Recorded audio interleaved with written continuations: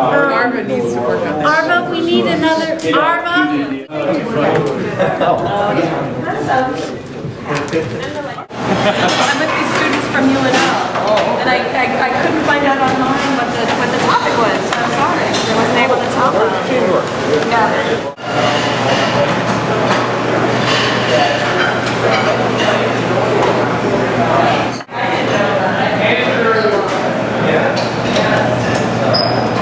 You guys stand. I have some guests with me today.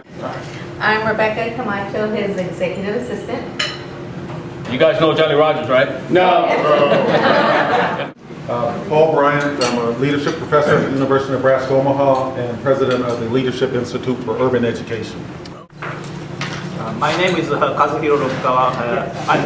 I'm from Tokyo, Japan. I work for the sales and marketing department for manufacturer of automobiles. Johnny was born with asthma in 1951. He was diagnosed with tuberculosis at the age of 5, running to live with bleeding ulcers at the age of 21. Johnny Rodgers knows firsthand what it's like to be vulnerable and feel helpless. He also knows what it feels like to work with others on and off the field to achieve your wildest dreams.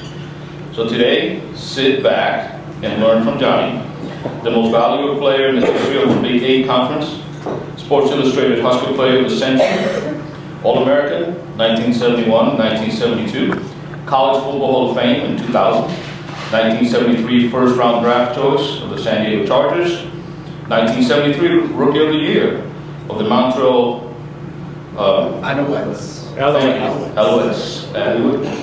of the Canadian Football League. He was All-Pro in 74 through 76, 1975 Grey Cup champions, Canadian football, Super Bowl. The author of Era of Greatness, Coach Bob Devaney's final 4 years, and then also founder of the Johnny Rodgers Youth Foundation, which gives annually the Johnny the Jet Rodgers National College Football Return Specialist Award, sponsored by TD Ameritrade, to the most outstanding kickoff punt returner of college football in the nation. He'll be talking a little bit about that. Now please rise and bringing us a depth of experience in the area of teamwork and a fearless. Can I get everybody's up? Well, there can be. Can I get you to just take 2 steps to your left, please? Okay, and then 3 steps back to your right. All right. Okay, and now we can come back in front of our seats. All right, everybody can be seated. Well, how did Johnny Rodgers do in his debut with the Kiwanis as far as his speaking was concerned? And I want you to clearly be able to say sincerely that he moved me. I like that. It's not that easy. When being introduced as Johnny the Jet Rodgers, 1972 Heisman Trophy winner from Nebraska, traveling around the country and at home, people make 3 distinct assumptions. One, they figure because I'm a Heisman Trophy winner and I live in Nebraska with Buffett, I must be rich. 2, because I still carry the jet, I'm the jet that I've got to be fast. And 3, because I'm a 1972 Heisman Trophy winner, that I must be old. Well, I just want to let you guys know that really only the 3rd assessment is true.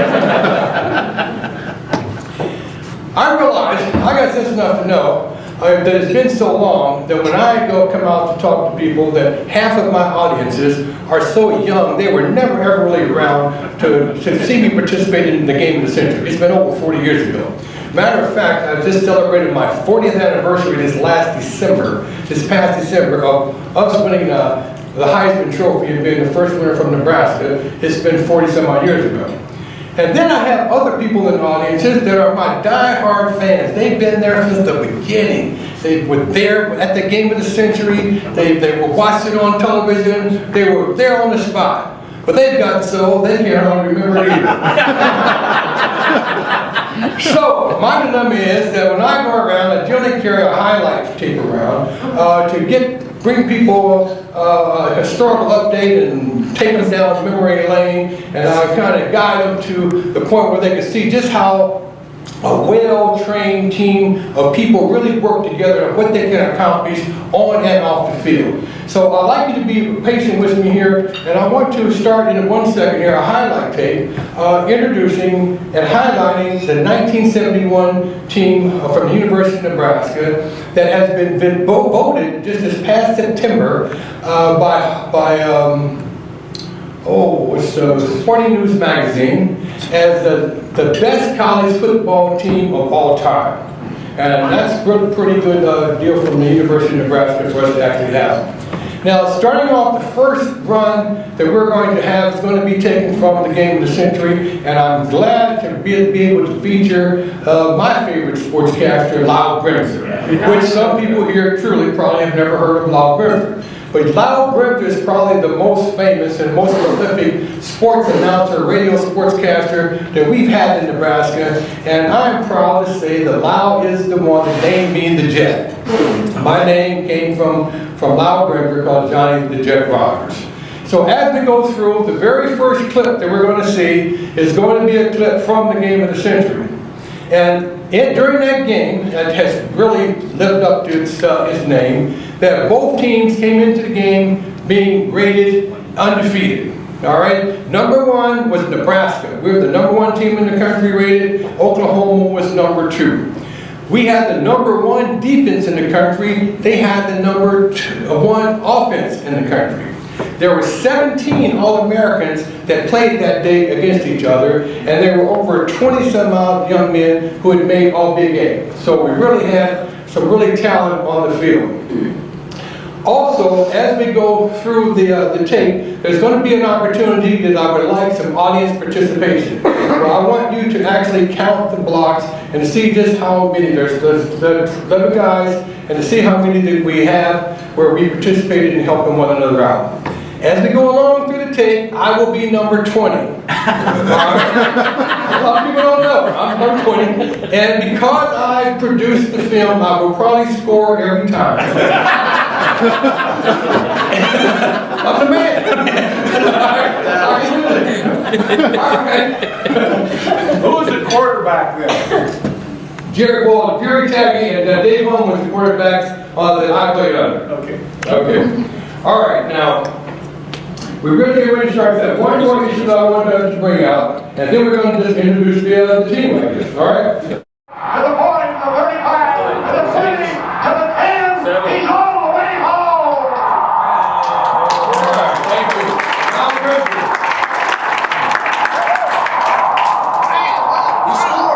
Now, we put just as much emphasis on special teams as we did any other part of the game, because we realized that every time that we got the ball past our opponent's 40-yard line, we scored 70% of the time.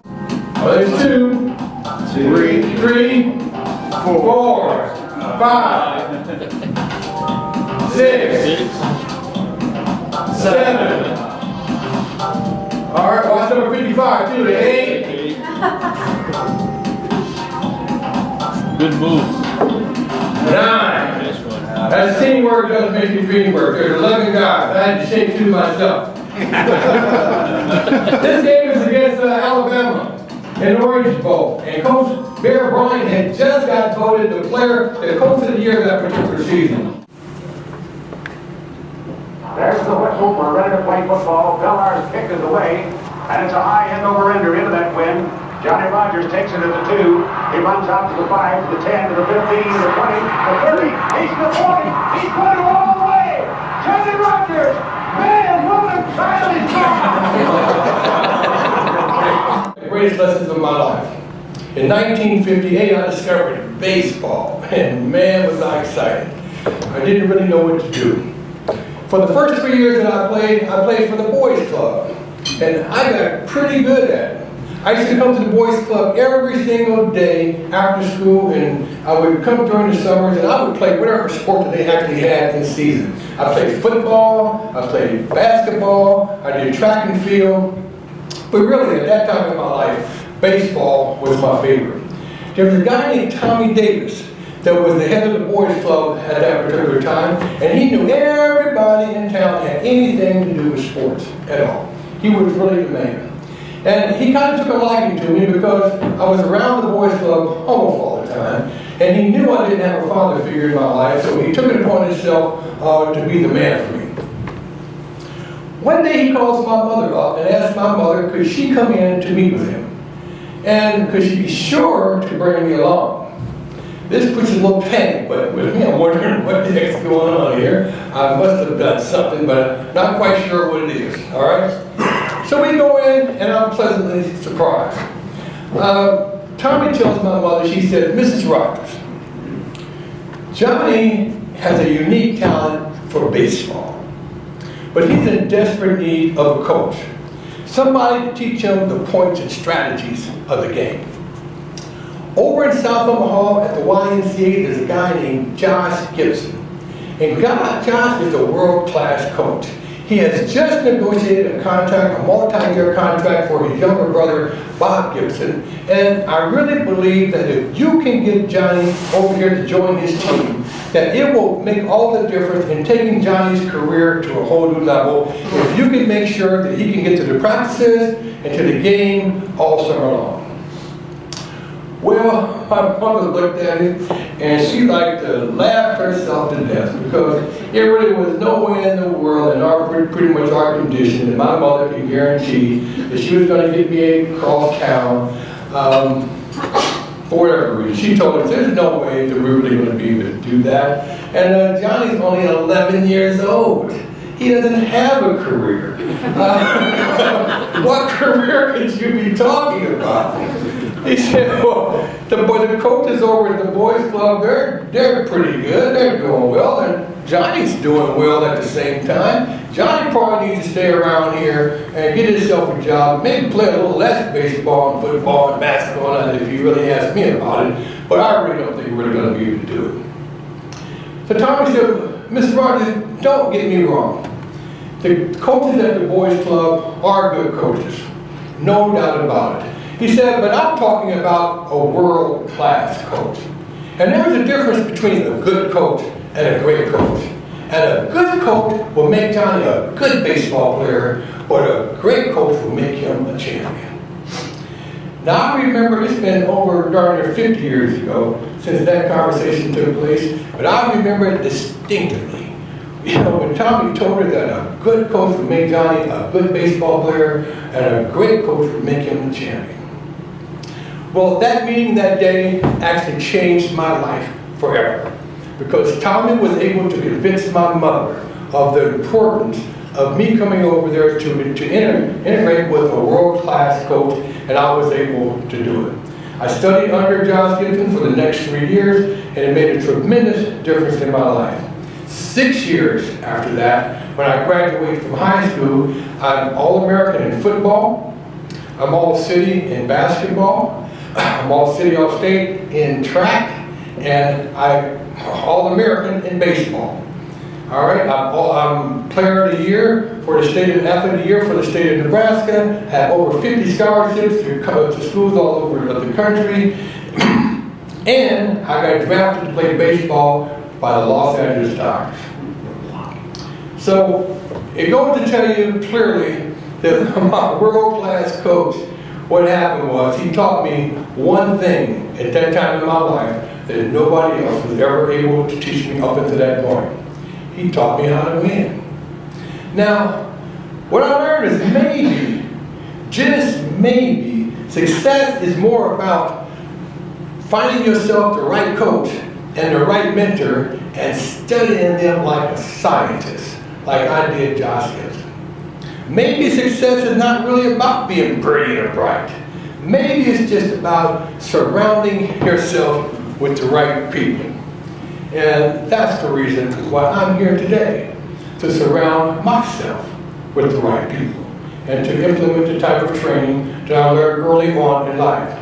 Because I realized deeply, without a shadow of a doubt, that if you make any progress in your life, that clearly always somebody has helped you. Because you don't do anything by yourself. Well, right now I brought the Jonny Trophy here, and I want to talk a little bit about how that came about.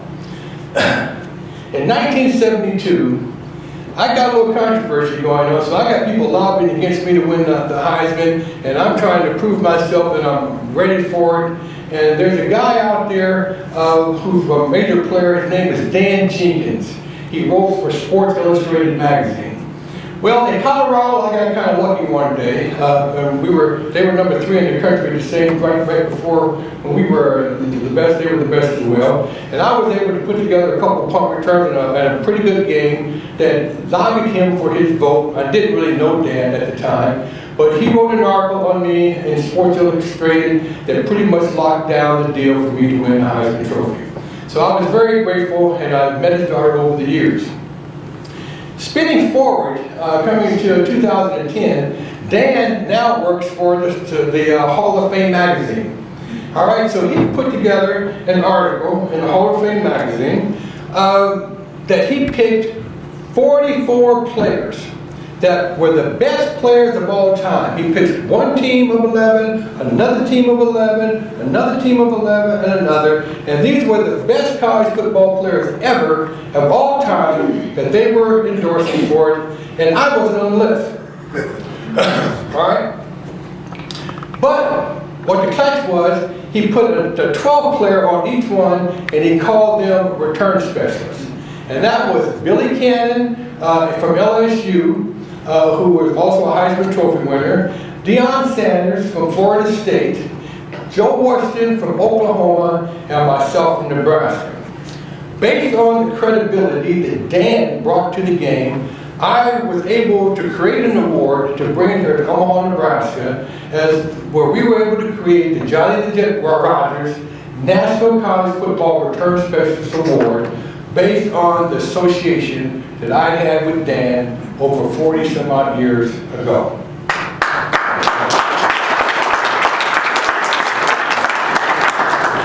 Now, I remember when back in 1955, I was only like 4 years old or so. I'm living down on 10th and Locust. All right, I remember my first recognition of breaking away from an adversary and trying to make it to my goal was when I was trying to go to the bathroom, which we had an outhouse in the back of the yard, and I had this red rooster that used to chase me back and forth every time I went. So I had to get away from that rooster. And I'm going to tell you seriously, I was far more scared to death of that rooster than I was of Ray Pruitt. No doubt about it. But I was able to break back and forth and win. Well, not long after that, my grandfather got a job at Cunningham Packing House. And my grandfather couldn't read or write, but he was in the trades. And when he got that job, we were able to move up on 27th and Pinckney, and we were able to enter into the middle class. And so that was really where we started. I went to Lothrop, and then I went to Horseman, and then I was able to go to technical high school where I entered into a trade program, and all of my friends were basically in the trades from there, and we went on from there. And I tell you that story to tell you that now that we have the attention of not just Omaha, but of the world, that we're trying to lock up with Metro Community College, and we want to create opportunities for kids to go into the trades. Because I can see clearly that was a difference in my life, because my grandfather's income went into the trades and brought us up to the middle class, put us in a whole other level. Today in Omaha, Nebraska, we don't have a middle class in an African American neighborhood. We have some of the poorest people in the world, in the United States, right here in Omaha, Nebraska. They rate our parents, the adults, are #1 in poverty, and the kids are #3 in poverty, and that's because they don't have a middle class.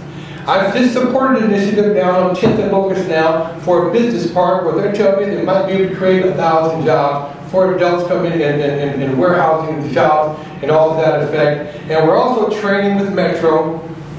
The kids we're trying to bring in from an educational program where, kids need to know right now that a lot of people who are welders and plumbers, they make as much money as doctors. And they can come out of Metro and they can make more than the teachers, be $40,000, $50,000, $60,000 starting off. And if we can get these two classes together, where the parents get the jobs down here in warehousing, the kids get an education and be able to move themselves forward, we can create that middle class again, create a little wealth in North Omaha like we got going in South Omaha. And that's what organizations like mine, the Johnny Rodgers Youth Foundation, and yours, the Kiwanis, are doing. So it's just in my best interest to come to talk to you, as well as it's your best interest for me to come, because teamwork makes your dreams work. As we go around, we have to see as adults or kids, because kids don't do what you say, they do what they see you doing. So they need to be watching the type of things that we do. There's been over 1 billion people on the face of the planet, but there's never been a group like us. We're different. We're what we're going to make it today. Napoleon Hill said when 2 or more people can come together in a spirit of agreement and harmony, that we can pour from the ether of the universe things we weren't able to do by ourselves. That's when we have real power. Not what we do individually, but what we can do collectively as a team. And God made everybody good at something. We just got to put those things together and see really what it's good at. But you have to realize you got to go within, or you're going to go without. You got to go within and really get this game going. And you got to believe in yourself. And adults, our age, we have just as much problem sometimes believing in ourselves as the kids do. And again, they don't do what we say, they do what they see us doing. So we have to show that confidence in trying to do the right things and actually working together and taking our skills to another level. Believe in each other. I'm telling you, you don't win Heisman trophies by yourself, you don't win national championships by yourself, and you don't build great communities by yourself. It's going to always be in conjunction with others that you make your greatest accomplishments, and teamwork truly makes your dreams work, whether it's on the field, or whether it's in the ballroom, or it's in our communities, or in our charities. It always comes down to teamwork. And either we're going to work together as brothers and sisters, or we're going to die apart as damn fools. Not by chance, but by choice. It really just depends on what it is you really want to do. But again, we've got to start taking care of each other. And the people that we're looking at are children, and we need to support that middle class coming back again. Sometimes I think about it when I see people coming in and out of the country, and I travel to other countries, that it's ironic that the last 4 letters in American ends with I can. And I really believe that we can make a difference, but we can't do it individually. I could never, ever do the things that I've done at the University of Nebraska by myself. It was always because I had a bunch of tenacious guys that were looking after me. I remember in the 3rd quarter, in the game of the century, that we're moving the ball, and I've gotten hurt. And I pulled myself out of the game because I had hurt a rib or something, and I really wasn't up to par. And I'm sitting on the sidelines, and the rest of the fellas in the back were in there. And we don't make that drive, we don't win the game. So I'm thinking to myself, I gotta go back, I gotta go back. Not for me, but because they were in there. The guys that I was playing with, the guys who were next to me, they were counting on me. I went back in on 3rd down and 10, I caught the biggest catch in the whole ball game, not the punt return, but the 3rd yard and 10 was the biggest in the game, biggest play that we had in that football game that allowed us to win. And I remembered that as I went along in life, that I don't do a lot of these things for myself. I do them for the people that are right next to me, the people that I'm connected with. And I'd like to connect with you and have you connect with us and to help us with our event. And we'll help you with your events that we're trying to do, because we're interacting, trying to do things together here. Now, I'd like to leave it with my legacy. Everybody has a legacy, all right? Several months ago, not long after I had met with you, I was reading about the hazards and the dangers of drinking. And I decided right then that I was going to quit, all right? Absolutely no more reading. I just make it open up for questions. All right, yes, sir. Especially in terms of the enormous amount of revenue that's now in the business, multi-million-dollar coaches. What are the pluses and minuses of that change in college football? highlight the talents of the guys. The guys are not staying until seniors anymore. They're leaving as juniors, and they're being able to economically be able to come out and to help their family because you know they don't have any money when you're going to school. And I've been advocating that players get some type of annuity or some type of payment or compensation because a lot of them don't make it to the pros. So you don't have it, but you know we got NCAA, which stands for no cash at all. They don't want to have any of the other money. But I think that the game, because of the technology for ESPN, the national networks that are going around, the international interest in what we're doing, I think the money is really going to continue to go up in both in college football and into the pros. I have no problem with people making money. I just have a problem with the people who are doing the work not really getting compensated and that have injuries and concussions and different things, knees and backs and things that they can't pay doctor bills. We are raising money right now for Dave Humm because he's got problems and he can't really afford to, and there's nobody stepping up in there. And we, you know, Dave was responsible for making millions of dollars for college football. If you'd be willing to tell one, I'd love to hear a Bob and Vanny story. Well, I kind of charge for those. I don't blame you for that. Those are not appropriate for the group. I really know you nice to be honest. Last question. Yes, sir. One comment and one question. You were at the tribute to Osborne a couple weeks ago. Yes, ma'am. On the news that evening, there was Johnny Rodgers hugging Barry Switzer. To be real honest with you, my guest speaker this last year and will probably come back this year is going to be Greg Pruitt from Oklahoma. when you compete on such a level as we compete on, we have a mutual respect because they made us both be great. We've made Oklahoma great. Oklahoma keeps Nebraska the great. The competition that we have to each other is a mutual respect and a love to be able to pull out things in me that I might not have been able to do if I didn't have a Barry Switzer and a Greg Pruitt, and we weren't really pressed for that and them on that same level. So Barry Switzer and Tom Osborne, why Barry was there, is because his respect for Nebraska football and for our coaching staff, and we have the same type of respect for them. And when I go to Oklahoma, you're amazed at how many people and fans that I have there, and people, I swear to you, they are down there watching the game of the century as I speak, and they lost. But they lost, they love it.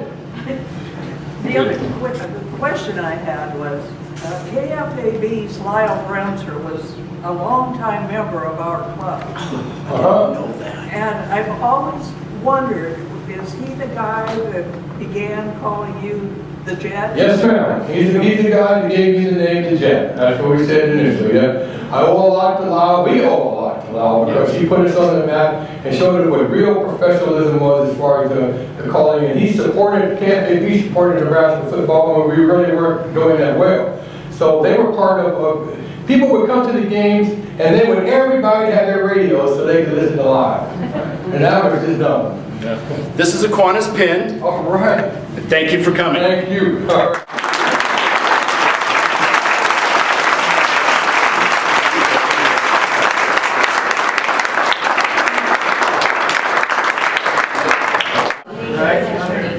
Thank you. Yeah, you're next. You come on. We've done this before. All right. As long as you don't affiliate. All right. Excellent.